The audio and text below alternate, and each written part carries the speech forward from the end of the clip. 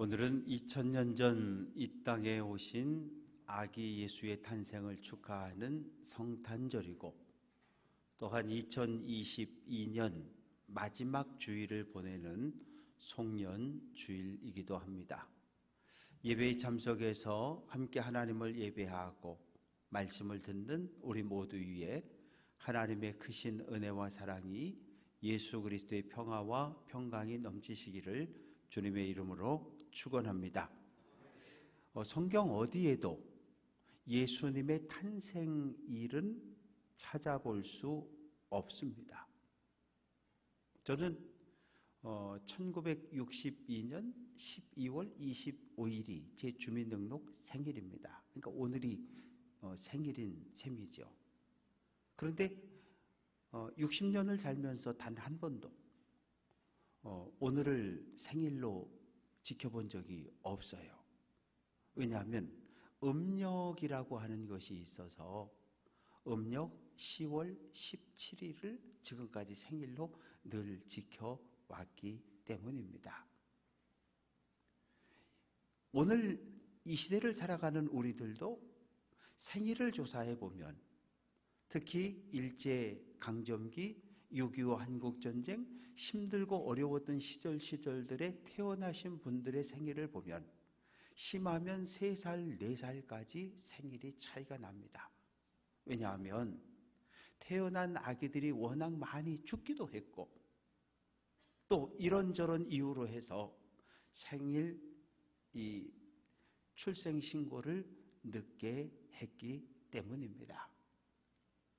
그러면 오늘 우리 교회는 왜 12월 25일을 아기 예수 탄생일로 지키고 있을까요?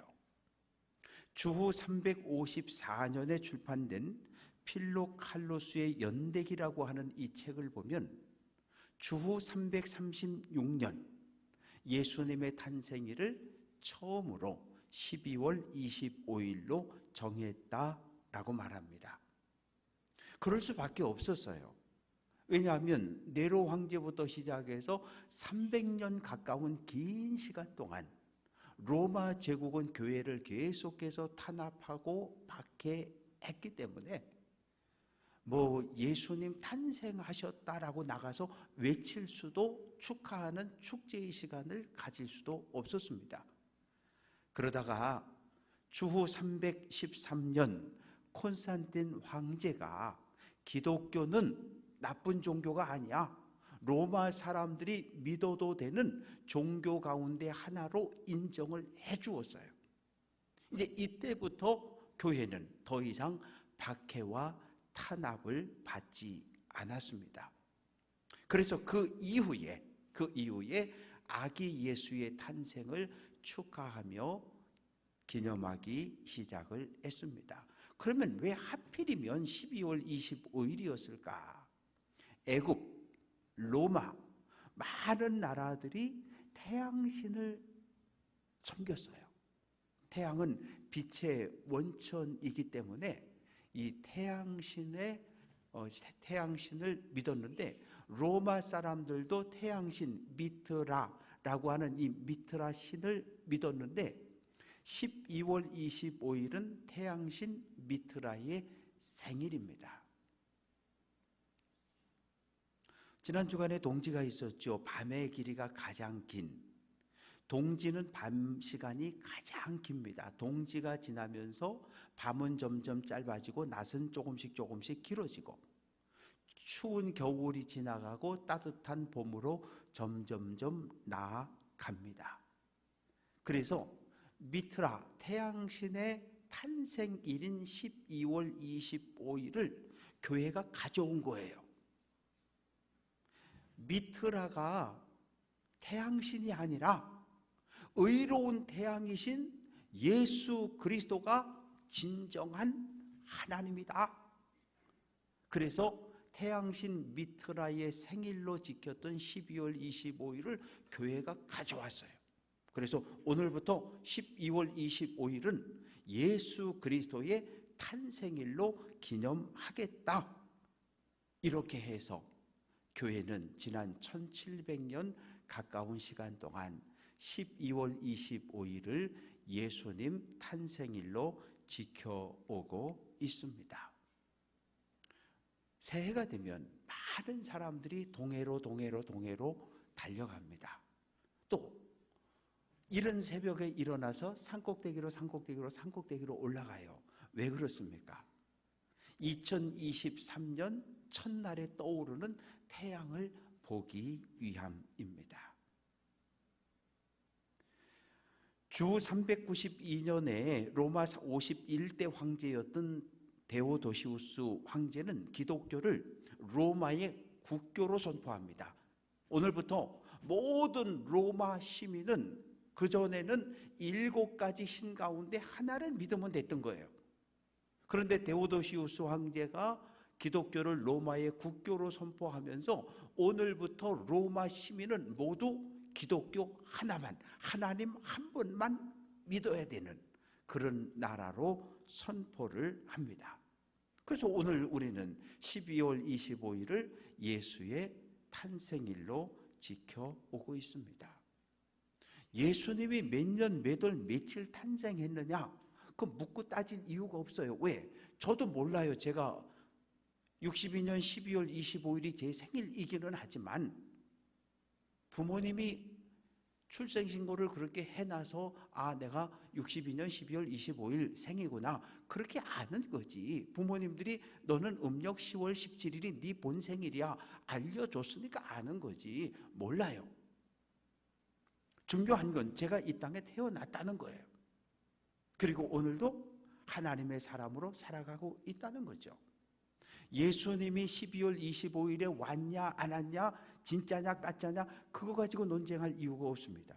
12월 25일이면 어떻고 3월 25일이면 어떻고 중요한 것은 2000년 전 예수님이 이 땅에 오셨다는 것을 기억하고 감사하고 예배하는 것, 이것이 성탄절의 진정한 의미입니다. 마태복음을 기록한 마태는 요즘 표현으로 하면 세무서의 가버나움 세관의 세무 공무원입니다.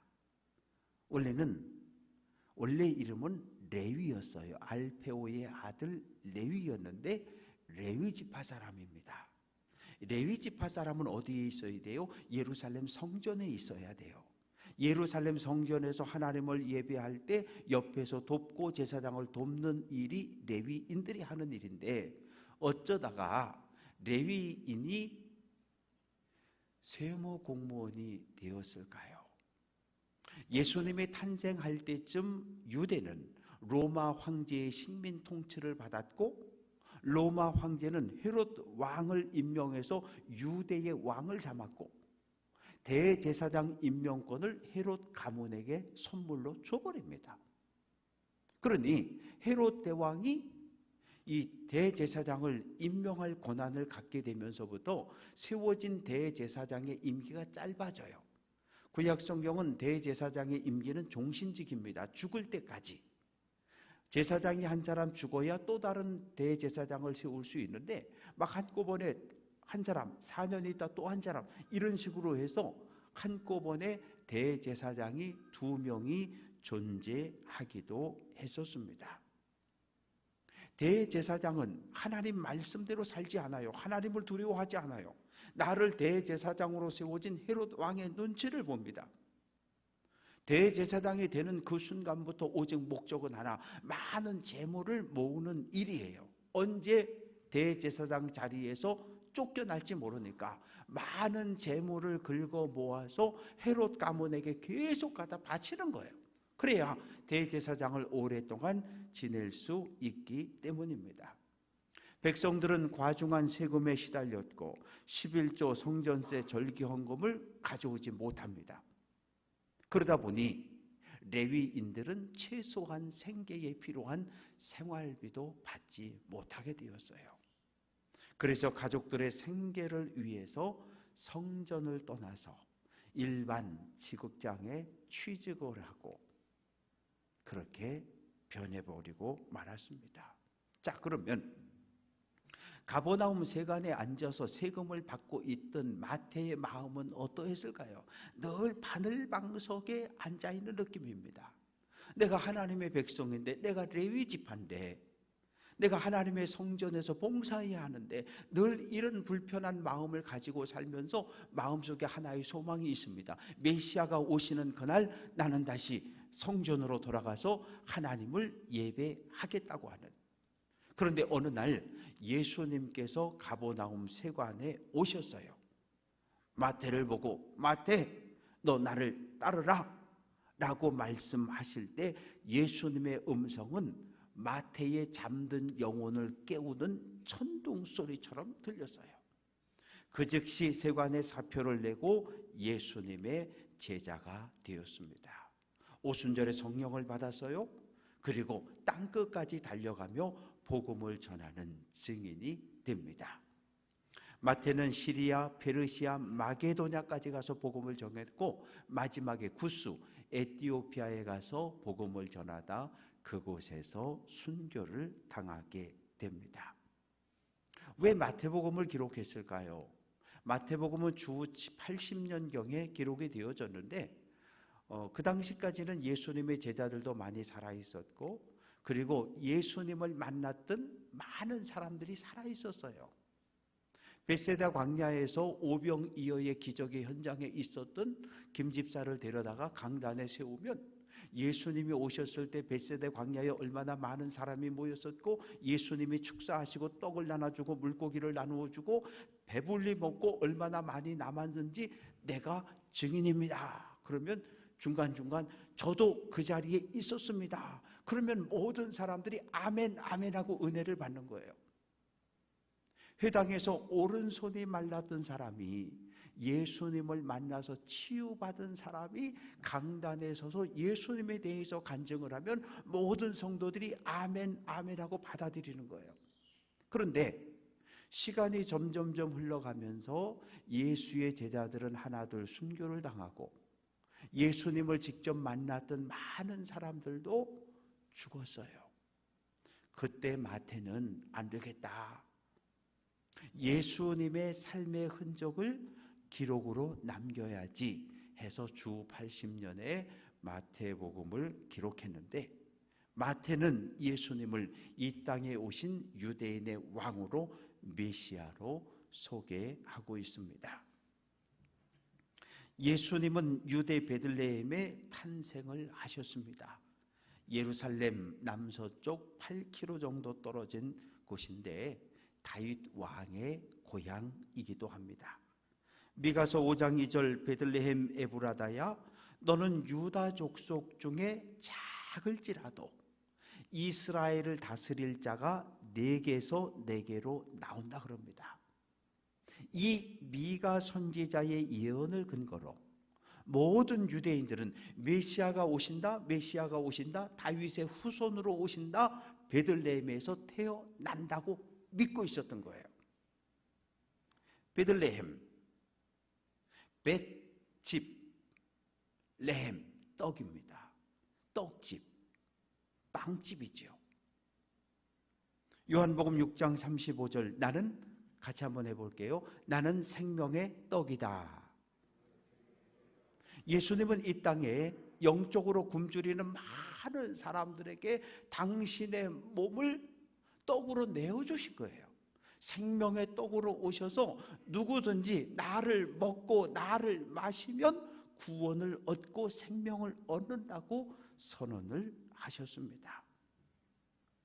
헤롯 대왕 때 동방에서 박사들이 예루살렘을 방문을 했습니다. 동방이라고 하는 이 지역은 예루살렘을 기준으로 동쪽입니다. 요단강 건너편에 에돔, 모압, 또 더 멀리 아라비아 반도, 페르시아까지 다 동방입니다. 그런데 이 동방 지역에는 주전 586년 바벨론에 의해서 예루살렘 성전이 멸망당하고 포로로 끌려갔던 많은 사람들이 그 지역에 흩어져 살고 있었어요. 주전 722년에 북이스라엘 사마리아 성이 무너지고 아수르 지역에 포로로 끌려갔던 사람들이 그 지역에 살고 있었어요. 그러다가 바사 제국 이란 고레스 왕이 칙령을 내립니다. 전쟁에 져서 포로로 끌려온 모든 유대인은 예루살렘으로 돌아가도 좋다. 이때 돌아온 사람이 5만 명입니다. 돌아오지 않고 그 지역에 살고 있던 사람들은 수십만, 100만 명 이상의 많은 사람들이 그곳에 살고 있습니다. 그래서 1차 세계대전, 2차 세계대전 때 보면 러시아 지역에 수백만의 유대인들이 지금까지 살아가고 있는 것을 볼 수 있습니다. 그래서 이 동방 박사가 포로로 끌려갔던 유대인들의 후손 가운데 한 사람인지, 아니면 페르시아 이쪽 지역에 살고 있던 박사들인지, 그것을 정확하게 우리는 알 수가 없습니다. 그러면 왜 박사라고 불렀을까요? 대학을 졸업하면 학사, 대학원을 졸업하면 석사, 그 다음에 대학원에 가가지고 박사 학위를 해야 박사가 되는 건데, 이 마고이라고 하는 이 박사는 당시에 제사장이었고 점성술사였고 당대 최고의 과학자들입니다. 오늘날 과학자들은 컴퓨터를 연구하고 우주 달나라를 여행하는 우주선을 만들고 이러는데, 이 당시 과학은 하늘의 해, 달, 별들의 움직임을 살피고 관측하는 것이 당대 최고의 과학이었습니다. 어느 날 별이 폭발했다, 어느 날 큰 별이 나타났다, 전쟁이 일어나려나 보다, 자연재해가 일어나려나 보다, 위대한 왕이 탄생을 하나 보다, 왕이 죽나 보다. 하늘에서 일어나는 해와 달과 별들의 움직임이 이 땅에서 그대로 일어난다고 믿었던 거예요.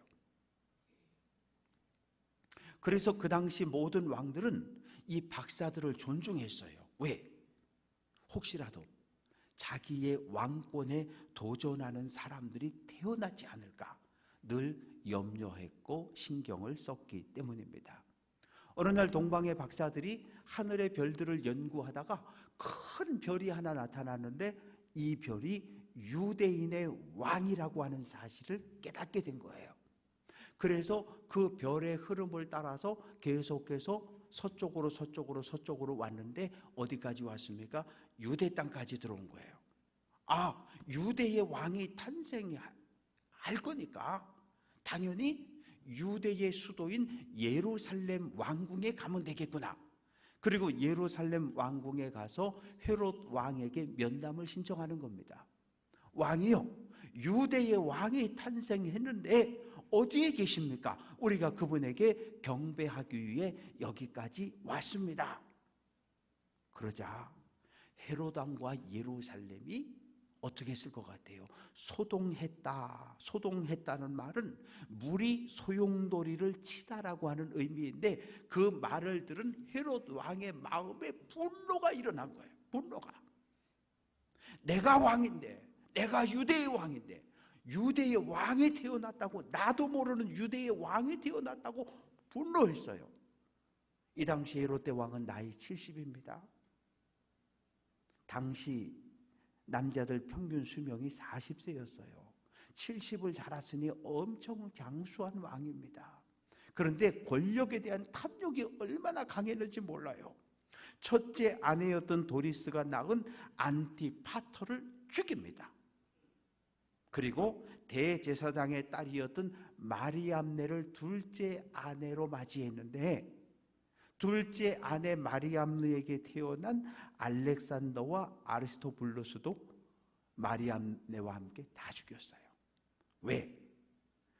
저놈들이 왕권에 도전한다고, 내 왕권을 빼앗아갈 거라고 하는 이 두려움 때문에.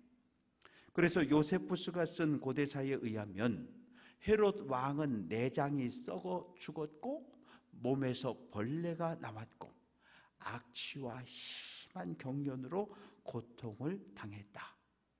약이란 약은 다 썼지만 결국 죽었다, 이렇게 기록을 하고 있습니다.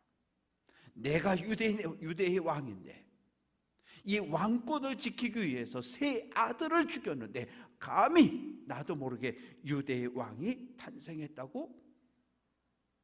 그래서 대제사장 서기관을 불러요. 메시아가 어디에 탄생하느냐? 그랬더니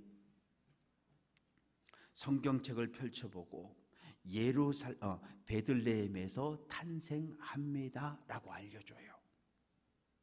동방에서 온 박사들을 부릅니다. 베들레헴, 여기서 8km 가면 베들레헴이 있고 그 베들레헴에서 유대 왕이 탄생한다고 예언되어 있으니 얼른 가서 찾아봐라. 찾아보고 정말 유대의 왕이 탄생했거든 나에게 와서 알려줘라. 그러면 나도 가서 엎드려 경배하겠다고 말합니다. 박사들은 헤롯 왕의 말을 그대로 믿었어요. 아기 예수, 유대의 왕을 찾아가서 엎드려 절한다라고 하는. 그러나 헤롯 왕은 거짓말입니다. 메시아를 죽일 목적으로 거짓말을 했어요. 왕궁을 나왔을 때 어둠이 짙었고 동방에서 보았던 그 별이 나타납니다. 그래서 그 별을 따라 베들레헴까지 갔고 결국은 마리아와 아기 예수를 보게 됩니다. 똑똑 놓고 하고 문을 열고 들어갔더니 마리아가 아기 예수를 안고 있습니다. 마리아는 당시 여자들이 아들을 낳으면 40일 동안 부정하고 딸을 낳으면 80일 동안 부정했어요. 그러니 최소한 마리아가 동방 박사들의 영접을 받은 때는 40일의 시간이 지나고 성전에 가서 정결 예식을 치르고 집에 돌아와서 아기 예수를 돌보고 있을 때였습니다. 11절 엎드려 아기께 경배하고 보배합을 열어 황금과 유향과 몰약을 예물로 드렸다. 박사들은 무릎을 꿇고 엎드려 절을 합니다. 무릎을 꿇고 얼굴을 땅바닥에 대고 엎드려 절하는 건 둘 중 하나예요. 첫 번째는 존경의 의미입니다. 내가 가장 존경하는 분을 만나면 공항이든 어디든 상관없이 우리 민족도 엎드려 절하지 않습니까? 두 번째, 땅에 엎드려 무릎을 꿇는 것은 전쟁에 졌을 때, 전쟁에 진 왕과 장군이 포로로 잡혔을 때 무릎을 꿇고 얼굴을 조아립니다. 사랑하는 성도 여러분, 박사들은 아기 예수께만 경배했다고 기록하고 있어요. 이건 대단히 중요해요. 오늘 우리의 예배를 받으시는 분 누구십니까? 사람의 몸을 입고 이 땅에 오신 하나님 예수님을 우리는 예배합니다. 예배는 무엇입니까? 하나님 앞에 나오는 것을 예배라고 말해요. 에덴 동산에 있던 아담과 하와가 하나님 말씀에 불순종하고 에덴 동산에서 추방당했어요. 하나님과 관계가 끊어졌습니다. 하나님과 끊어진 관계를 회복하기 위해서 계속해서 에덴 동산으로 들어오려고 했지만 들어오지 못했습니다. 예배는 하나님과 우리 관계를 연결하는 유일한 통로입니다. 하나님과 관계가 깨졌다, 끊어진 관계를 다시 연결하는 유일한 통로가 바로 예배입니다. 우리는 하나님을 예배할 때 하나님의 은혜를 충만히 누릴 수 있고, 우리는 예배에 참석해서 하나님의 은혜를 경험할 수 있습니다. 마태복음 4장 10절 주 너의 하나님께 경배하고 다만 그를 섬겨라. 믿음이 있다? 믿음이 있는 사람은 예배에 참석합니다. 하나님을 믿지 않는 사람, 믿음이 없는 사람은 절대로 하나님을 예배하는 자리에 앉지 않습니다. 하나님을 사랑하는 마음이 있는 사람이 모여서 하나님을 예배하는 것이죠. 인생의 우선순위가 있습니다. 사랑하는 성도 여러분, 여러분의 인생의 우선순위는 무엇입니까? 남편의 건강입니까? 아내의 건강입니까? 자녀들이 잘 되는 것입니까? 우리 인생의 우선순위가 있는 것처럼 우리의 믿음의 길에도, 믿음 생활에도 우선순위가 있는데, 성도의 우선순위 첫 번째는 하나님을 예배하는 일입니다. 예배하기 좋았던 때가 있었습니까? 일제강점기, 한국전쟁? 아니요. 예배하기 좋았던 환경은 우리에게 단 한 번도 없어요. 분쟁이 끝나면 나올게요. 코로나19가 끝나면 나올게요. 애 고3이니까 대학 간 다음에 나올게요. 핑계할 일은 얼마나 우리에게 많은지 몰라요. 우리의 속사람은 예배에 참석하려고 하고 사단과 악한 영들은 우리로 하여금 예배에 참여하지 못하도록 끌어당깁니다. 예배하지 못하게 만드는 환경을 떨치고 일어나 늘 하나님 앞에 나와 예배하는 귀한 성도들 될 수 있기를 주님의 이름으로 축원합니다. 박사들은 보배합을 열었습니다. 황금과 유향과 몰약을 예수님께 예물로 드립니다. 황금은 변하지 않아요. 유향은 당시 아주 값비싼 향수입니다. 그리고 몰약은 사람이 죽었을 때 그 몸이 썩지 않도록 그 몸에 발라드리는 방부제 역할을 하는데, 황금, 유향, 몰약은 모두가 고가의 아주 그 당시로 보면은 아주 값비싼 것들을 구별해서 하나님께, 예수님께 드렸습니다. 그리고 이제 어떻게 돼요? 예루살렘 왕궁을 다시 가야 되잖아요. 그런데 꿈에 천사가 나타나서 헤롯 왕에게 가서 보고하지 말고 다른 길로 돌아서 고향으로 가라. 그래서 예루살렘을 들리지 않고 다른 길로 집으로 돌아갔습니다. 박사들이 떠났습니다. 또 주의 사자가, 천사가 요셉에게 나타났습니다. 헤롯 왕이 아기 예수를 잡아 죽이려고 한다. 얼른 일어나라. 일어나서 아기 예수와 마리아를 데리고 애굽으로 가라. 내가 다시 이야기할 때까지 애굽에 있으라고 말합니다. 그래서 한밤중에 요셉은 아기 예수와 마리아를 데리고 애굽으로 피난을 떠나게 됩니다. 헤롯 왕은 이제나 저제나 박사들이 오기를 기다렸는데 사람을 보내 확인했더니 벌써 떠났다는 거예요. 그래서 분노합니다. 그래서 베들레헴을 중심으로 해서 주변 모든 마을에 2살 아래 남자아이를 모두 죽이라는 잔인한 명령을 내립니다. 이유도 없이 그냥 2살 이하라고 남자아이로 태어났다는 이유로 수십 명의 아기들이 목숨을 잃었습니다. 아니, 예수님은 이 땅에 죄로 죽어가는 생명을 구원하기 위해 이 땅에 오신 메시아인데 예수님 이 땅에 오심으로 도리어 많은 아기들이 목숨을 잃었습니다. 예수님 유대 왕으로 이 땅에 오셨지만 백성의 환영을 받지 못했습니다. 대제사장도 사두개인도 바리새인도 예수님의 오심을 환영하지 않았습니다. 왜 하필 애굽까지 도망갔을까요? 이 애굽이라고 하는 땅은 헤롯 왕의 영향력이 미치지 않는 땅입니다. 그러다가 헤롯 왕이 죽었다, 이제 돌아가라, 다시 베들레헴으로 오려고 했더니 헤롯 대왕의 아들 헤롯 아켈라오는 아버지보다 더 똑똑한 왕이에요. 그래서 나사렛에 가서 그곳에서 어린 시절을 예수님이 보내게 됩니다. 인류를 죄에서 구원하려고 애굽을 떠나 다시 약속의 땅 가나안에 들어왔고 죽음을 피해 애굽으로 달아났는데 죽음과 십자가가 기다리는 유대 땅으로 다시 예수님은 들어오십니다. 사랑하는 성도 여러분, 우리 모두는 하나님의 백성입니다. 하나님을 예배하는 성도들입니다. 성탄절에 예수님 앞에 나와 예배하는 우리 모두를 하나님 축복해 주시기를 원합니다.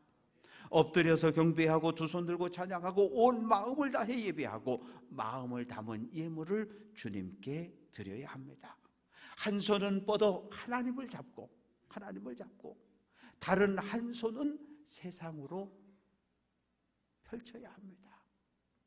하나님께 받은 많은 은혜가 축복의 통로인 우리를 통해 세상으로 흘려보내져야 합니다. 하나님께 받은 은혜는 나만, 우리 교회만, 우리 가정만 아니요, 모두 세상으로 흘려보내야 합니다. 그리고 땅끝까지 달려가며 어둠 속의 빛으로 이 땅에 오신, 우리를 죄에서 구원하러 이 땅에 오신 예수 그리스도의 복음을 전파하는 귀한 성도들 다 될 수 있기를 주님의 이름으로 축원합니다. 예수의 사랑으로 가정을 섬기십시오. 예수의 사랑으로 교회를 섬기십시오. 예수의 사랑으로 이웃을 섬겨갈 수 있는 귀한 성도들 될 수 있기를 주님의 이름으로 축원합니다. 기도합니다.